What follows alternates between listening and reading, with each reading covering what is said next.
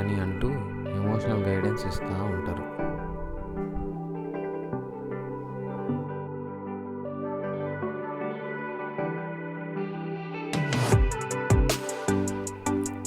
Hi, hello, నమస్తే, అందరికీ నమస్కారం. ఎట్లున్నారప్పా అంతా? నా గురించి పరిచయం చేసుకోవడానికి పెద్దగా ఏం లేదనుకోండి. దేశంలో ఎంతోమంది లక్షలాది అన్ఎంప్లాయిడ్ యూత్ లాగానే నేను ఒక 25 year old అన్ఎంప్లాయిడ్. అండ్ అట్లానే దేశంలో ఎంతోమంది మిడిల్ క్లాస్ కుటుంబాలలాగానే మాది కూడా ఒక మిడిల్ క్లాస్ కుటుంబం. అంటే మిడిల్ క్లాస్ అంటే మరి పర్లేదులే, మిడిల్ క్లాసే కదా అని అనుకునేరు. పేదరికానికి చాలా దగ్గరగా ఉన్న మిడిల్ క్లాస్ అన్నమాట. అదేంటో మా మిడిల్ క్లాస్ ఫ్యామిలీస్ యొక్క మైండ్ సెట్, దరిద్రానికి మళ్ళీ పేదరికం వైపు అడుగులు వేసే దారికి పూర్తి సంబంధాలు తెగ్గొట్టుకోలేము.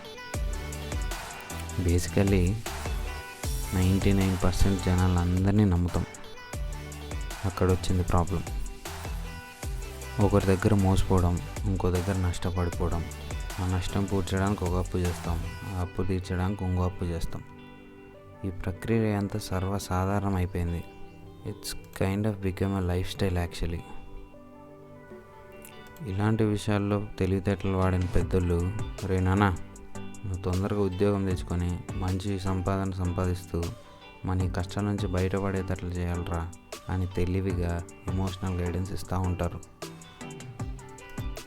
అయినా అమ్మ నాన్నకి ఆసరాగా ఉండాలని చెప్పేసి ఎదిగిన ఏ కొడుకుకి ఉండదు చెప్పండి? వాళ్ళకి ఫైనాన్షియల్గా సపోర్ట్ చేస్తూ, హెల్ప్ చేస్తూ, వాళ్ళకి తోడుగా ఉండాలని చెప్పేసి అందరికీ ఉంటుంది. కాకపోతే మనకు చేయాలనిపించే పని ఒకటి, జనం ఎక్స్పెక్ట్ చేసేది ఇంకోటి. ఏదో ఒక పని చేస్తూ ఎంతో కొంత సంపాదించేది పెద్ద ప్రాబ్లం ఏం కాదనుకోండి. ఫలానా జాబ్ చేస్తే సమాజం, ఇంకా జనాలు, వీడేంటి చదువుకొని ఈ పని చేస్తున్నాడు అని చిన్న చూపు చూస్తారు. ఇంకో జాబ్ చేయడానికి అమ్మా నాన్న ఒప్పుకోరు. ఇంకో జాబ్లో మనకి సాటిస్ఫాక్షన్ ఉండదు. ఎన్నున్నా అమ్మా నాన్న కంటే ఏం ఎక్కువ అని వాళ్ళు ఎక్స్పెక్ట్ చేసే జాబే తెచ్చుకుందామని చెప్పేసి ట్రై చేస్తూ ఉంటాం. ఈ ప్రయత్నంలో డబ్బులు ఉండవు. ఒక సైడ్ ఏజ్ పెరిగిపోతూ ఉంటుంది. బయట అడుగు పెట్టాలంటే జేబులో డబ్బులు లేని ఏమీ జరగదు. దాంతోపాటు నాలాంటి యుక్త వయసుడు బయట అడుగు పెట్టకుండా ఉండలేడు అసలు. నాకు బాగా గుర్తుంది, చిన్నప్పుడు ఏదో నా బర్త్డేకి ఒక చెప్పులు బాగా నచ్చాయన్నమాట. అది ఎలా తిరిగి నాకు కొనినానా అని చెప్పేసి అడిగా. అప్పట్లోనే అవి 600 700. అప్పటికి 600-700 అంటే చాలా ఎక్కువ. అఫ్కోర్స్ ఇప్పటికీ ఎక్కువ అనుకోండి నా ఈ పరిస్థితికి. అప్పుడు చిన్నపిల్లలం కదా, పెద్దగా తెలిసేది కాదు. ఇంట్లోకి డబ్బులు ఎంత వస్తున్నాయి, మన కోసం వాళ్ళు ఎంత ఖర్చు పెట్టగలరు, ఇవి ఏమీ తెలియవు. నచ్చిందల్లా అడిగేసేవాళ్ళం. వాళ్ళు పాపం మన మొహం మీద చిరునవ్వు చూడాలని చెప్పేసి ఏదైనా చేసేవాళ్ళు. ఆ విషయం మనకి ఇప్పుడు అర్థమవుతుంది. నాకు అప్పుడు కూడా ఎలాగో అలా కొనిపెట్టాడు మా నాన్న. ఇప్పుడు 600 కాదు కదా, 60 రూపాయలు అడగాలన్నా ఎలాగో ఉంది. ఇంకా సెటిల్మెంట్ కాకుండా, డబ్బులు లేకుండా, పెద్దగా అయ్యే కొద్దీ ఇంట్లో వాళ్ళ డబ్బులు అడగాలంటే అదలా ఉంటుంది మరి. ఆయన జనరల్గా చూస్తే నాలాగా 25 ఏళ్ళకి వచ్చినప్పుడు ఇంట్లో వాళ్ళు ఇంకా ఖర్చులకు డబ్బులు అడగడం అనేది వినడానికి కానీ చూసే కానీ పెద్దగా ఏం బాగుండదు. కానీ ఐరనీ చూడండి, నేనే బాగోదు అని చెప్తూ ఎగ్జాక్ట్లీ అదే పరిస్థితుల్లో నేనే ఉంటున్నా. ఏం చేస్తాం, కర్మ సిద్ధాంతం.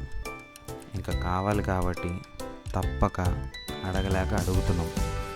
ఏం చేద్దాం, మన టాలెంట్కి సంపాదించేది కొంచెం లేట్ అవుతుంది మరి.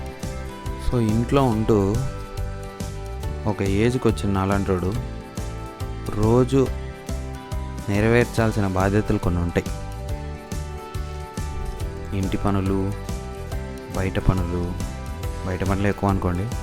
ఎస్పెషల్లీ ఈ కూరగాయలు తాగటము, చిన్న చిన్న పనులు చేయటము, గ్రాసరీస్కి వెళ్ళి రావడము, ఇలాంటివి అన్నమాట. ఇంకా ఏదైనా ఇంట్లో పనులు, తుడుచుకోవడం కానీ, క్లీన్ చేసుకోవడం కానీ, అవి ఇవి సర్ది పెట్టడం కానీ, ఎక్సెట్రా. ఈ మొత్తం హడావిడిలో నాకు ఏదైనా కొంచెం రిలాక్స్ అవ్వడానికి ఏదైనా ఉందంటే అవి రెండు.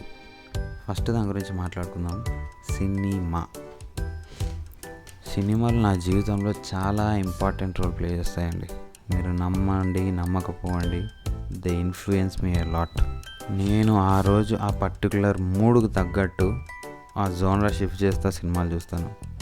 ఒకరోజు రొమాన్స్, ఒకరోజు కామెడీ, ఒకరోజు హర్రర్, ఒకరోజు యాక్షన్, ఇంకో రోజు బుద్ధి పుట్టినట్టు ఎలా పడితే అలా. ఈ నా డైలీ లైఫ్ స్టైల్లో ఖచ్చితంగా ఒక్క సీన్ అంటూ ఒక రోజుల్లో బ్రహ్మానందం గారిది చూడలేదనుకోండి, అది ఇంకా అస్సలకే ఇన్కంప్లీట్గా ఉంటుంది. ఇంకా అఫ్కోర్స్ త్రిషా కృష్ణ ఇంత అందంగా ఎలా ఉంటుందో ఇవిడ. వీళ్ళండి హీరోయిన్స్. చెప్తే ఓవర్ యాక్షన్ అనుకుంటారు కానీ నాకు వీళ్ళొక ఇన్స్పిరేషన్, నిజం. ఎందుకంటే వీళ్ళలాగా అందంగా ఉన్నోళ్ళు మన జీవితాల్లోకి రావాలన్నా, అలాంటి అందమైన అమ్మాయిలతో మాట్లాడాలన్నా ఏదో ఒకటి జీవితంలో చేసే తీరాలి, సాధించే తీరాలి అని చెప్పేసి ఒక డ్రైవింగ్ ఫోర్స్ లాంటి వాళ్ళు వీళ్ళు. ఇంకా ఆ ఛానల్ తిప్పుతూ ఈ ఛానల్ తిప్పుతూ అది చూస్తూ ఇవి చూస్తూ అది కూడా కాసేపు బోరు కొట్టాక ఇంకాసేపు అలా కొంచెం పడుకోవాలనిపిస్తుంది. ఇంకా నెక్స్ట్ వచ్చే టాస్కే నాకు రోజులో అతిపెద్ద టాస్క్, వెరీ కాంప్లికేటెడ్.